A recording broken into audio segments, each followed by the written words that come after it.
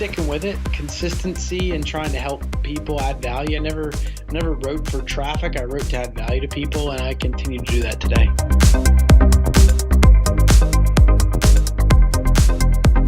Can you elevate others by your actions? And if you can, you're leading. And that is so important today. And if you do that wherever you are right now, if you're at work at a big company and you're trying to find out what you do in your career, if you just start focusing about how it can help elevate others, I promise things will get better for you too. Before we jump into this episode, if you're new to the show, welcome. Whether your friend shared this link with you or you clicked the link on Instagram, stoked that you're here. I believe you'll enjoy this episode very much. I'd have one ask for you. If you get anything out of this of value, share it with at least one friend so we can help the podcast grow and reach even more people who need this. Without further ado, let's dive right in.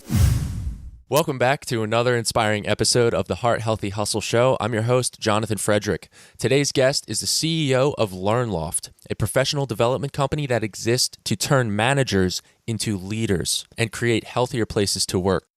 John Eades is the 2017 LinkedIn top voice in management and workplace, host of Follow My Lead podcast, an author, an Inc.com contributor, and a family man. John, welcome to the show. I appreciate it, Jonathan. We start out the show with a favorite success quote, saying you live by. So share with us what you got and what it means to you. It's not the size of the dog in the fight, it's the size of the fight in the dog. Woo! This is going to be an awesome interview. So we got two gingers on this show today. This will be a fiery episode, ladies and gentlemen. So John, can you share with us a bit about LearnLoft, why you started it, where it came from, what the purpose is behind it? Yeah, of course. I went to the University of Maryland, went on a college golf scholarship, played professional golf for a few years, met a woman, decided it was time to do something different. So I went to work for a company called Sales Performance International. It was a global sales training firm.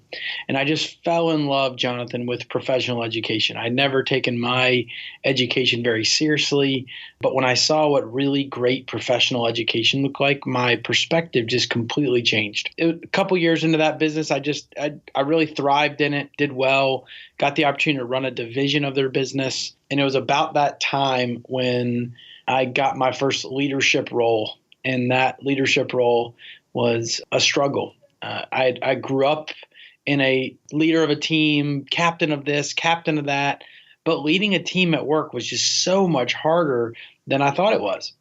I decided to let one of my team members go in an effort to save capital, really. And at the end of that meeting, she looked me right in the eyes. She said, "John, I didn't know where we were going. I didn't know what I was doing, and I certainly didn't know how I was helping us get there." And it was in that moment where Jocko Willink's words really rang true. There are no bad teams. There are only bad leaders. And I was living proof of that, and that hurt me. And as she walked out of my office that night, I don't know how to say it. I cried. And I, as a faith-based guy, I just said, "God, I don't know why this happened, but I'm going to do everything in my power to not let it happen to other people." And so that's really where LearnLoft was born. We had already built a learning platform and a learning technology, but our focus in leadership development and our focus in content came from my personal struggles of leading a team. And so the journey's been fun ever since. I am pumped to get into leadership and talk more about your experiences there. Do you still golf? Yeah, I do. Yeah. Okay. I do. If I ever am out in Charlotte, is there any good spots out there? Yeah, there's tons of good places to play golf in Charlotte. Yeah. No, I mean, golf's a great game. It teaches incredible lessons. It's an incredible game to build relationships, to teach people about character, to be your own referee. And it's really challenging, right? I think it's one of the hardest games ever. So I do believe that the game will go through periods of struggle just because of real estate and things of that nature, but it's an incredible game and it teaches incredible lessons. So yeah, it's a fantastic sport. Would you say that's one of your passion hobby of yours? Yeah, I mean, it certainly helps that I'm pretty good at it. I don't get a chance to be outside as much as I'd like to, and so it's a good way to get outside, get some exercise and those kinds of things as well. Really neat. Yeah, I've never golfed, but where would you recommend somebody started if they were wanting to get into learning golf? Start with a teacher. We teach something in one of our programs there's knowledge that we're all after, right? Knowledge is the foundational, the bottom level. We have to have knowledge. And then there's a level above that, which is comprehension. So can you comprehend something that you read in a book? Can you actually process it in your brain? And then the third level that we really want to try to get to is application or wisdom.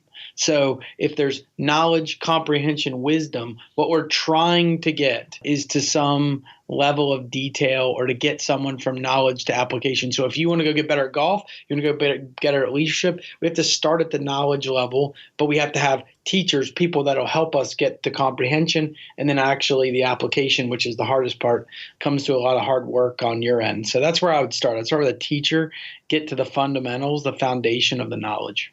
Going through more of the bio, you have on here 2017 LinkedIn Top Voice in Management and Workplace. How did that come about? Sure. When that event happened with my colleague, I wasn't sure where the path would lead me.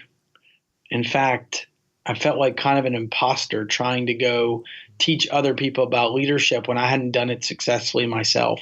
I just started writing about that journey from kind of failing from a leadership perspective to getting to some level that not only was productive and successful for my business, but for the people that I lead.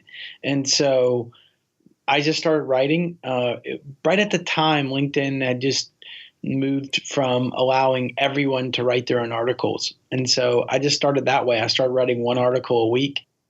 The first 5 and 10, nobody read except I don't even know if my wife read them, to be honest. But I just stayed with it. I stuck with it. I committed to writing one blog a week about the journey. And then when we started the podcast 3.5 years ago, I would take stories from those podcasts and highlight either quotes or things that came out of it. And I just stuck with it. And then 4 or 5 years later, we have a large following on LinkedIn, and we write a weekly column on Inc.com as well. So it's just sticking with it, consistency, and trying to help people add value. I never wrote for traffic. I wrote to add value to people, and I continue to do that today. Nice. So you have consistent. Do you still do it weekly? I do it weekly. Yeah. The book with the book going on, it's not been as weekly, but I have to write 4 a month for Inc. And so yeah. And then we have a newsletter that comes out every Thursday. So the consistency is big. I don't think there's any doubt about it. And then knowing that you don't know it all, right? I mean, I didn't know. For me to go teach managers how to be better leaders originally, that would have been impossible. But you could teach a little bit at a time and get knowledge a little bit at a time. And then over the years, we've been able to put something together that can really help someone after I've mastered it myself, or at least got to a proficiency level where I'm excelling. And so I think that's a big part of the journey too, is understanding, having the courage and the authenticity to say, I don't know it all. I'm not an expert yet. I'm on a journey just like you are. And so I've always felt like I've kind of been walking alongside our audience, Jonathan, if you will. Not that I'm coming from some ivory tower, but I'm literally applying the things that I write about every single day with my team in leading my own company. And I think that's very, very cool. Let's jump back into your story. You fell in love with professional education. You said you were pro golfing, then you met a woman, then you began studying professional education and sales. And then you fell in love even more so with leadership and professional education, dealt with that employee telling you there wasn't clear guidance there. Is that right? That's right. Okay. At that point, what did you do that shifted things? Obviously, like you said, you're a curious learner, student of life, basically. What did you then do to say, I'm not going to let this happen again in my company? Well, I started by looking in the mirror. And I think that's a really important step for anybody, which is I didn't have all the answers, but I knew that if I could solve the problem for myself, that I could help solve the problem for other people. And the problem I had was I really didn't know how to lead other people. I just failed from a leadership perspective. So I personally had to go figure out, how do you go lead other people to get the performance that we want as a business and for them personally? When you look at it from a grand scale, I was out to solve my own problem. And the first way I did that was, I just started just devouring everything I could around leadership and what it meant and luckily there's been a lot of great leaders that have come before me that have left their mark or their wisdom behind, or they still do to this day if they're still alive. And so there's a lot of stuff out there. I was also a big fan at the time, I still am, but not as much as I used to be, of Tim Ferriss. And so I'd always appreciated, that original podcast that I listened to some 5, 6, 7 years ago. And I thought I could do that. I'm a curious guy. I could, what better way than to start a podcast and ask and discover what the best leaders are doing instead of just reading books. And so that's what I did. We did a little research. We figured out how to build a podcast, start one. I started with the 10 closest people to me that I thought were the best leaders I could find. And then things kind of took off from there. So the first thing I did was look in the mirror. The second thing is I tried to figure out a way to solve it, and then we've evolved from there from a business perspective and how we help people and those kinds of things. I love it. So can you get into a bit more detail there? So when you say you help people with that, you're going in then to companies, businesses, and helping them to develop a healthier company culture by cultivating management or growth for the managers into a healthier leader. Is that accurate? That's accurate. Yeah. I mean, we always start with kind of trying to hold up the mirror. So my moment in my journey was my colleague looking me right in the eyes and saying those words. In order for anybody to get better at anything, if they don't have some moment where the mirror's held up in front of their face, the chances of them really improving in anything aren't that great. If you thought you might want to go on a diet and you were just kind of interested in going on a diet. So you eat healthy for a couple of days and then you go out with some friends and they're all at a pizza joint with beers. And, all of a sudden that little goal of losing weight is going to be out the window pretty quick. But if you had gotten on a scale and you saw a number that you were just embarrassed by, all of a sudden your intensity, your passion, your decision to decide on a goal is going to be very different. And so what we like to do with leaders and companies from a culture perspective is hold up a mirror in front of them to say, here's how you're doing today. Here's how you're doing today. Because if we don't do that, they probably don't think they need to get better or they think they're really good. And so we use that first, what we call calculate, which is an assessment or a culture survey to help hold up the mirror for that company or for that individual leader. I have my brain's sputtering right now with so many different avenues to take the next question. I imagine do you enjoy working with companies or even with just leadership within companies more so when they are open to looking in the mirror? Because I can't imagine that everyone is like, oh, give me that mirror. Let me have a look. Most people are probably like, who are you going to tell me this? Do you have any funny stories you'd be willing to share? Well, the first part is I don't actually hold up the mirror. Their people do. So that's an important thing to note, because who better knows you or knows you as a leader than the people that you lead? Yeah. Because look, I could make an assumption after 10 minutes, but that wouldn't be accurate. Is it anonymous? It's anonymous. Yeah. Love it. Okay. This is great.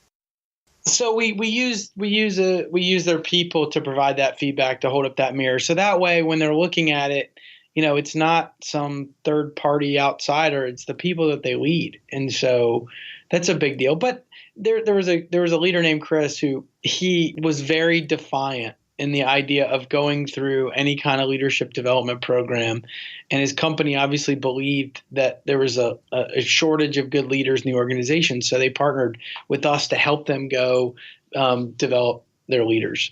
And Chris was very defiant. He thought he was great. We got on a coaching call. He was just so adamant that he was effective. And I'm not one to argue. I understand. I just said, all I ask is that you open your heart and your mind just to take the assessment and to let your people give you feedback. And he finally agreed, Jonathan, after a little, prying and pushing, he agreed. Mm-hmm. And when he got his assessment results back, they came back much different than he thought. Wow. His people really were not happy with the way he was leading, and they felt like he micromanaged the situation a lot and took control too much and didn't allow them to fail. And in that moment, by looking at his own assessment and his own report, he had almost a similar moment that I did with my teammate, because I didn't have an assessment back then or a report. He had a similar moment where he said, I have to go be better. And this is life. This isn't just leadership. But Yeah. if you're going to make a change in anything, if you're going to go get better, it has to start with the word I.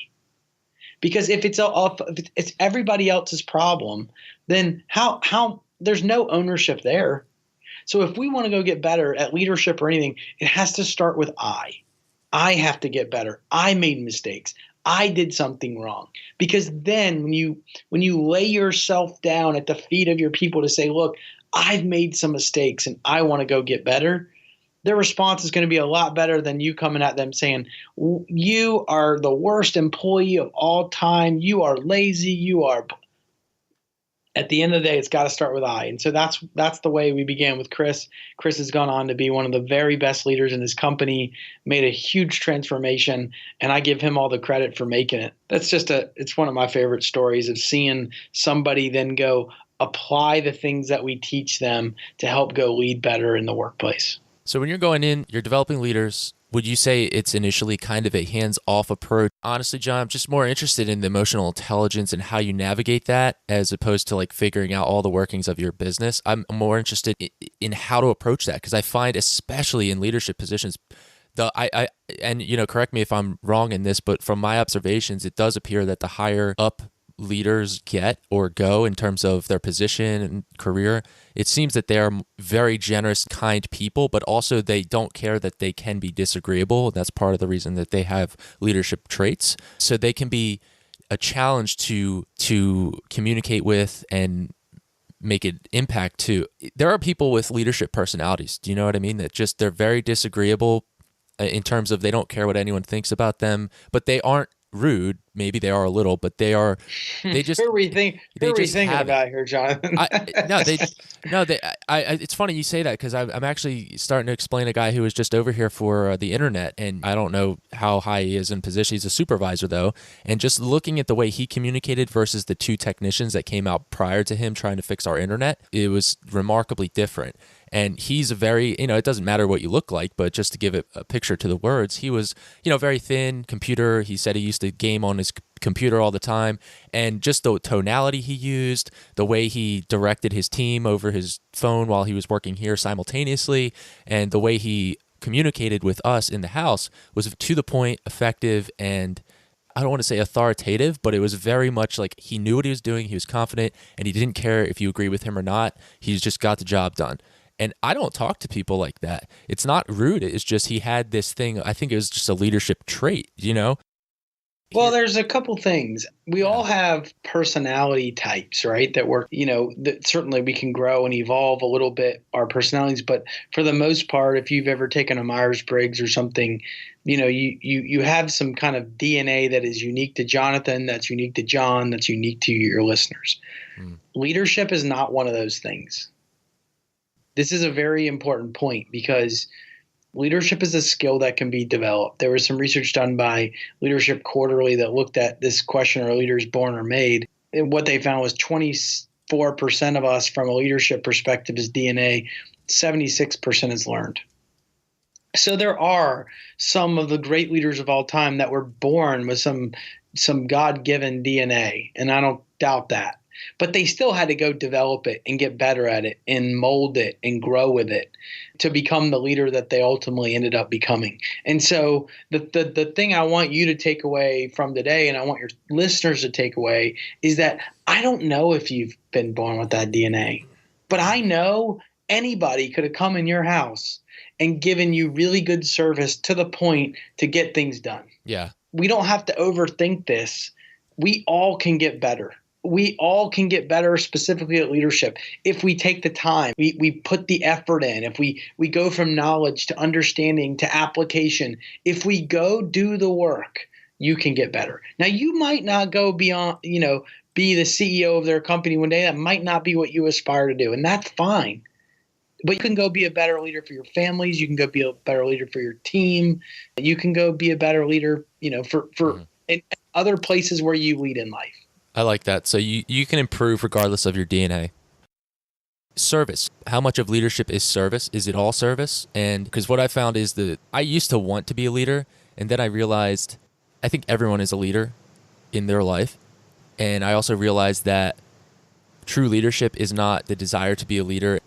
It's more so that you are willing to put others first and willing to go first and willing to do the necessary work and look in the mirror first. Yeah, the way we define leadership is it goes beyond service. Someone whose actions inspire, empower, and serve in order to elevate others over an extended period of time. Someone whose actions inspire, empower, and serve in order to elevate others over an extended period of time. At the core of leadership is other people and helping elevate them to higher levels than they've ever been before. So if you're doing that, Jonathan, you're leading. If you're not, you're not. So, yeah, can everybody go do that in various areas of their life? I think they absolutely can. Do most people choose to do that? They absolutely do not. This is where it gets a little bit tough because this generation that we have, I'm going to be 36 here in a couple of weeks, and this generation of kind of go build my own online marketing funnels and go build this, life just for me, and maybe I get married, maybe I don't, but I'll just go create this great life for me. I just reject the idea. Why is that? There's absolutely nothing wrong with providing for your family. You absolutely must do that. But just to go build something for yourself and for your own benefits or for your own life experiences, to me, is wasting the gifts that God gave you. I would think very long and hard about how can the work that I'm doing, if I'm building an online marketing company, how can it go benefit other people? How can we make a positive impact to help somebody else in this situation? And it doesn't mean you can't go on vacations and travel and do all the things that you want to do. But if your sole purpose for work is to not work, I don't like it. Same here. I've come to the same conclusion over the last 2 years. I've seen that, and it actually reflects into the culture of your company too. So whatever you build, if that's your foundation, it will permeate and leave you with some dissatisfied customers, me being one of them. I'm not going to name the company. Just think of it like this, right? We all can open Uber today and go drive for Uber. All right. And you can go make a few more bucks, and that's great. But if the only reason why you go drive for Uber is to make a few more bucks for you, you're missing the point. What if you got in that car to drive just to go brighten the person's day that gets in the back seat? You don't have to have full-on conversations with everybody because not everybody wants to have them. But what if you were just that 5, that 10, that 20-minute ride where you're driving someone to make an extra 10 or 20 bucks? You shared one thing that helped that person in their life. Now all of a sudden, your job at Uber matters a lot more than $10 that you just made on that ride. 100% agree. And that leads me to a quote I want to ask you about. Be more concerned about making others feel good about themselves than you are making them feel good about you. John C. Maxwell. Okay. So that quote, to me, I wanted to run that by you and see your thoughts on that. John's a great man. He's done incredible things in the world of leadership and helping develop leaders. Maybe no one's done it better. So I think he's spot on. I mean, it's pretty much everything that we just talked about is, can you elevate others by your actions? Can you elevate others by your actions? And if you can, you're leading. And that is so, so important today. And if you do that wherever you are right now, if you're at work at a big company and you're trying to find out what you do in your career, if you just start focusing about how it can help elevate others, I promise things will get better for you too. That's a good point. It's like if you aim at things selfishly, you might get the result you wanted. But if you aim at things selflessly, then you'll get the compounding result of generosity. Yeah, and I think people's BS meters are really high, so we have to be really authentic in what our purpose for it is. I mean, you can tell just in the way you ask the questions that you're curious to learn. You don't just want to use John's network or my email list or whatever. And I'm happy to do that. That's what I am saying is people know. And you can trick someone for a small amount of time, maybe for a longer amount of time if they're really naive. But eventually the truth is going to come out. Yeah. So your heart's got to be in the right place, and not in a selfish way, but I want to go learn about X. and then you go get help. And then, yeah, the compounding effect is amazing. Yeah, I love the compounding effect of generosity. To touch on the selfish aspect, for me, I didn't used to know that it's okay to ask for help. I thought that was, I don't know if I thought it was selfish or if I thought pridefully that I shouldn't You ask think for it was help. weak? No, Did you think it was like showing weakness? No, I never was that arrogant. I don't want to think I was. Maybe I was, but that's a common thing. I think that a lot of us think that if we ask for help sincerely, for some reason that's unacceptable, or I don't know. Maybe it was pride. I know pride played a part, but now that I've really let myself realize that people want to help me, I just have to ask for what I need and obviously offer value up front and try to serve them. But additionally, sometimes you don't really have a whole lot to offer somebody else who you could ask for help from. And sometimes they may say, yeah, I'd love to help you. I've been looking for a mentee for quite some time to train up a new leader in our company. It's okay to ask for help is what I'm saying. So it's not, I don't know that it's entirely, I wouldn't label it selfish, but in terms of using the word selfish there, I think that is something, would benefit people who are listening to learn. I think this is an important point. Selfish isn't the word I would use when Right. asking someone for help. Selfish is taking advantage of me or somebody else because you know what they can do for you and you really don't care about anybody but yourself. Seeking guidance and wisdom and mentorship, I mean, that's not selfish at all. That's just smart. So I think there's a big difference, and people know. I mean, we just talked about it. People know. People know if you're being selfish and only thinking of yourself, or if you're genuinely interested and need help.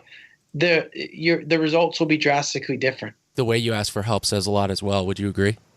I definitely think so. But it definitely matters. Definitely matters. But I just having the courage, man. That word courage, having the courage to kind of lay yourself down to someone and say, look, I'm struggling right now. I'm looking for this. I'm looking for that. Or I can't exactly find what I'm supposed to do. Do you have any advice? It's actually an attractive quality, not the other way around. Elevating others by your actions. So how asking better questions. Another Maxwell quote, I'm paraphrasing, I don't remember, but he said when he was a younger leader, he focused on giving directions, and the older he got, he learned how to just ask better questions. So what are some ways that we can elevate others with our actions? Yeah, questions is one way to do it. We think that more in the coaching realm, right? When someone's skills are further developed and instead of telling them what to do, pulling it out of them, right? That's certainly one way to elevate others through your actions when they actually know the answers or they could figure out the answers and you actually don't give it to them. You do things to help them figure it out themselves. My favorite probably is through something that I call the PTS method. It stands for prepare to serve. It's meant to be simple for a reason because there's a lot going on in our lives. PTS, anytime you go change your environment, anytime you say to yourself PTS, and then you go walk into whatever room you're going to walk into. So if you're going to your interview or you're going into work and right before you get out of the car, before you open that office door, you said PTS. And instead of thinking about yourself all of a sudden when you walk in that door, you're thinking about the first person you see or the team you're about to go lead. It's just that little mindset shift can go a long way to then your actions being different. Of the simplest things I could tell you or your audience today, it's PTS. When you get home from work, don't walk in that door before you say PTS. I'll give you a really great example of this. Go for it. I work a lot, and I don't mind it. I actually love it. There's not many days I don't like going to work, and that means days are long. And so when I get home at 7:30 at night, or whenever time I get home, it's kind of bedtime, right, for the kids. And so I've been thinking about myself all day. I've been helping my team all day, and when I get home, the last thing I'm really thinking about is how do I go serve and elevate my wife or my kids. I'm thinking I am tired as hell, and I want to go sit down, or maybe I'll put on a show or something, eat for John. And so just that thought, PTS, before I open that door, all of a sudden I get in the mindset of how can I go elevate my 6.5-year-old? How can I go elevate my 4-year-old? How can I go elevate my wife? Because I only have an hour or two before everybody's in bed. When that hour or two is over, I can then go serve John. PTS. Remember that, ladies and gentlemen. I'm going to speed up the pace of the interview a bit. You mentioned previously your work in LinkedIn, how you were consistently writing an article per week, and you still do that. For me, right, I'm trying to figure out what are the best practices for LinkedIn in 2019? It's a good question. It depends on what you're trying to do with a tool, right? I mean, so for the me, tool by itself is, tools are tools. It's what do you really want to do with it? Because, you could have different strategies for different platforms and different things depending on, if you're trying to get a job, the strategies would be different than if you're an established one, right? Okay, so let me provide a context then with a question. The context of growing my network and reaching out in a healthy way to actually provide a service to others. And, I don't like obviously the spam messages I get. I always delete them. So does everyone else. Writing articles, something I could do. Let's say just for the sake of growing my podcast, let's just use that as the context. Right. Well, the very first thing is you have to make networking an everyday habit. I don't care if it's LinkedIn or anywhere else. That's just where I choose to do it. So a couple minutes a day or a couple minutes in the evening, I'll do something proactively to expand my network, not in any kind of sales-oriented way, but I'll send a connection request for someone I want to have on our podcast or someone I just want to be connected with. I'll drop them a quick personalized note just saying, Jonathan, great to meet you. It appears we share similar interests and passions. I'd love to find some time to connect, or I look forward to following your work. And that almost always will get an acceptance. And then I don't follow up with any kind of sales pitch. I just go about my daily routine of trying to add value when I do log on to LinkedIn. So I would start with making networking an everyday habit, which is great on LinkedIn because it's really easy. So get in the habit of sending a personalized connection request to people, even if it's canned. It can still be like, John, I love your posts or your updates or this article. Didn't want to miss the opportunity to connect. That's it. Connect with 2, 3, 4, 5 people a day, just like that. That takes 5 minutes, maybe. So I would start there. And then to grow the audience, to use the podcast to grow, then you have to start creating content on some regular schedule that would add value to other people's life. I believe the best way to do that on LinkedIn today is through video. So I would get in the habit of creating one video a week and commit to doing at least 10 weeks of it, something of that nature. So the example of this would be you release a new podcast for this podcast, and you do a short 2-3 minute summary video with the key quotes or the key points, things that you got excited about, and then you drop a link right below it to go listen to the full show. So yeah, you might not drive as many downloads to your show on iTunes, but you're given people a summary of 2 to 3 minutes, and then you keep doing that enough, they're going to subscribe to the podcast on iTunes or Google Play. They're going to get the notifications when new episodes come out, and they're going to start listening to you every single week without them seeing the video on LinkedIn. So those are the 3 things I would do. I would make networking everyday habit, send personalized requests, and then create content that would help add value to the audience that you want to serve. Powerful. Yeah, that's very tactical. Thank you, John. I hope you're already doing that. That's one thing where I struggle personally big time. I wouldn't say big time because it is fixable, but I have a bit of a challenge with is the word systemizing or systematizing? I think systematizing, but I could be wrong. I had someone message me on Instagram the other day and say it's systemization. Systemization. So I'll use that. So systemizing or automating or scheduling things to be very consistent in terms of the day, the time, whatever, the actual content. That's something I can do better with across different platforms. iTunes, every week it's the same, but every other platforms with additional micro content, if you will. Okay, so that's some great advice for LinkedIn as well. Even if you just want to expand your network and connect with other professionals, make it an everyday habit, reach out with a sincere invitation to connect, personalize each connection request. Noted. Okay, awesome. John, I always ask people a series of rapid fire questions in the Heart Healthy Hustle round. So are you ready? I'm ready. Let's do it. The first category is heart. What activity do you use to care for and strengthen your internal character? I'm very careful about what I put in, meaning there's lots of choices out there in our life, Jonathan. I think you just have to be fanatical about what goes in, because it could be a show that's bad for you. It could be pornography that's bad for you. So I think you just have to be fanatical about your environment and what goes in. So that's the way I look at that. Powerful. Something a lot of people don't want to talk about. Very accurate. And it doesn't even have to be something as toxic as pornography, like you mentioned. It could be a show. It could be the music you're frequenting, the radio for one thing. Health. How do you maintain your physical health and avoid burnout? Family man, business. I'm sure you're involved in other organizations. So what's your secret, John?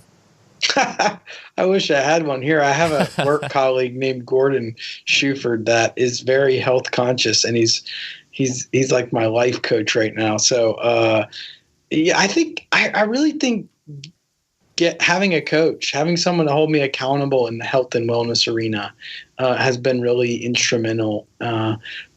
Once the book is over, I get up really early in the morning, and so I plan to transition my time writing the book and everything that we've been doing the last 6 months in the morning to some form of exercise, prayer and exercise. So I think the morning routine of getting up early and getting in the workout before I can say no would be a good habit that I'm going to try to do moving forward. For diet, do you are also cautious of your ingestion physically?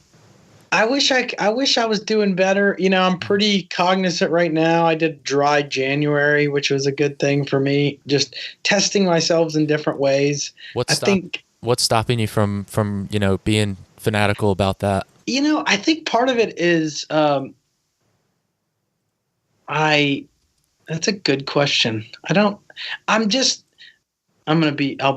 be honest. I definitely need to do a better job of just making good choices. There was one thing I really liked, someone came on and said, when you're going to make a choice with food, all you got to do is, what would a healthy person do? I was like, man, that's a good idea.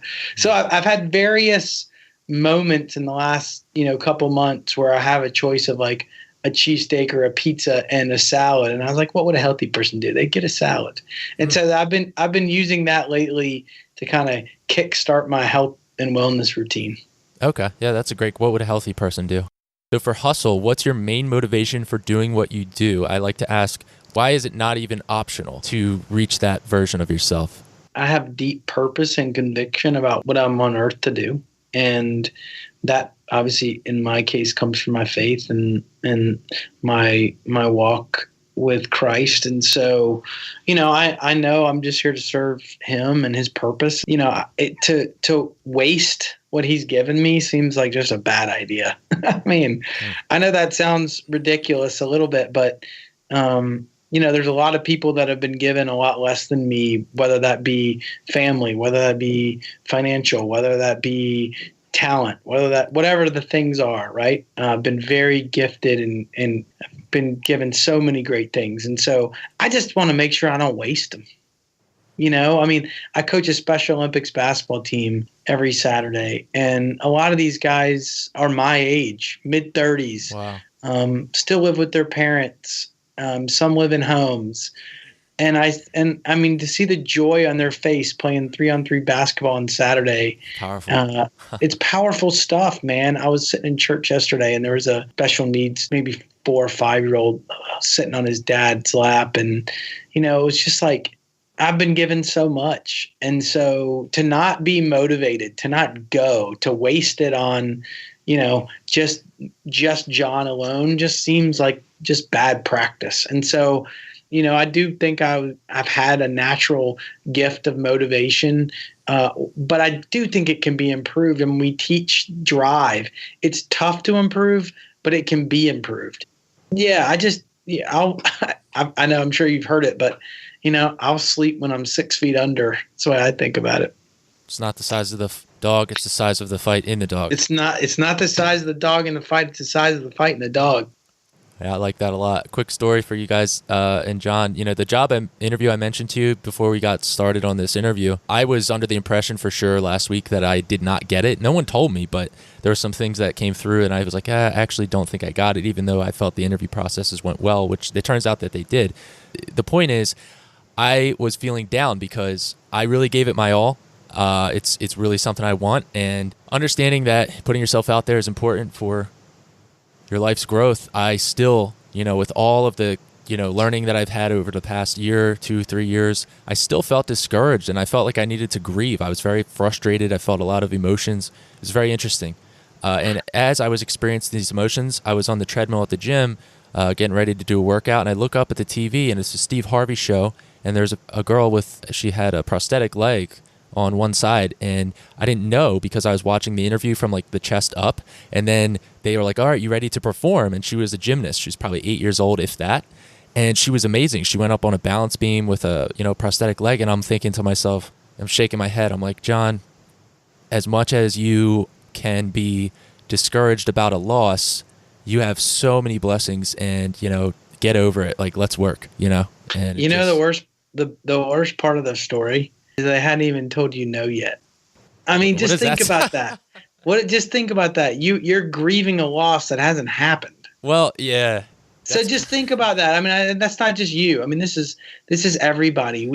We want to protect ourselves. We want to feel safe. And so putting ourselves out there for a job interview or for something, or to go do a talk or to go do something, like, it's scary because we could fail. And so you're like setting yourself up to protect yourself when the failure occurs in your mind. But in reality, no one's told you that you haven't gotten it yet. For you to feel defeated before you know the outcome is the wrong mindset to be in. 100%. Instead, it's like, what can I learn? What can I do better the next time, even if I don't get it? Or who could I follow up with now at the company, even though I don't think it went as well as I wanted it to? Boom. Great perspective, and 100% agree. It's just in the moment. It's just one of those things. John, before we go, I always ask people the park bench paradigm question. Do you have maybe 1 to 3 influential books, perhaps focused on leadership, that you could share with the audience? I want you to get mine when it comes out in September. It's called Elevate Others, the New Model to Successfully Lead Today. We partnered with McGraw-Hill to publish the book, so I'm really excited about that. Wow, congratulations. Yeah, it's exciting stuff. My favorite book that I've read is the longest book I've ever read. It's called The Father's Tale. It's 1,200 pages. It is an absolute animal, but any dad out there that wants to really not watch television for like 6 months and just wants to dig into one of the best books I've ever seen, I would recommend that. It's called The Father's Tale. And I never was a big reader of kind of fictional stuff. This just had me like flipping pages every night. It was unbelievable. So definitely that. And then on the business side, there's been lots of instrumental books that I've read or I've continued to read. My favorite one right now is probably Atomic Habits by James Clear. I really like that one. That one came out a few months ago. I do a lot of audiobooks, so that's what I do. But those are 3 I like. Atomic Habits, that is the second time I've been recommended that, so I have to look into that one. And The Father's Tale.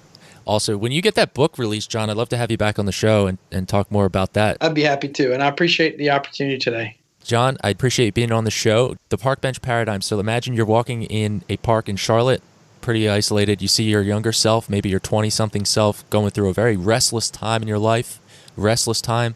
If you could walk up to the bench, your present day John, sit down, put your arm around your own shoulder or your hand on your shoulder, what would you tell him and why?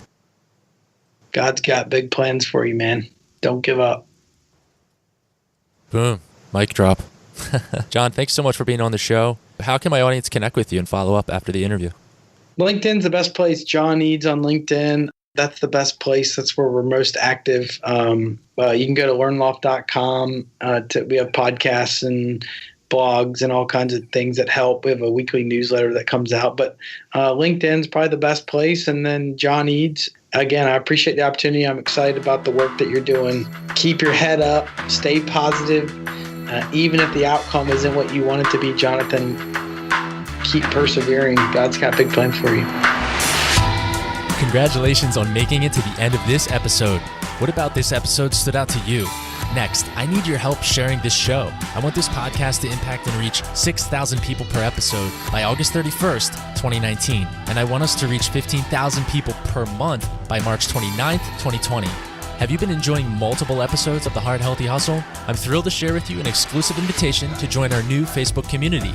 To get to know other Heart Healthy Hustlers, simply go to thehearthealthyhustle.com/Facebook, where you can expect to see different members of our community being featured weekly in Facebook Live calls.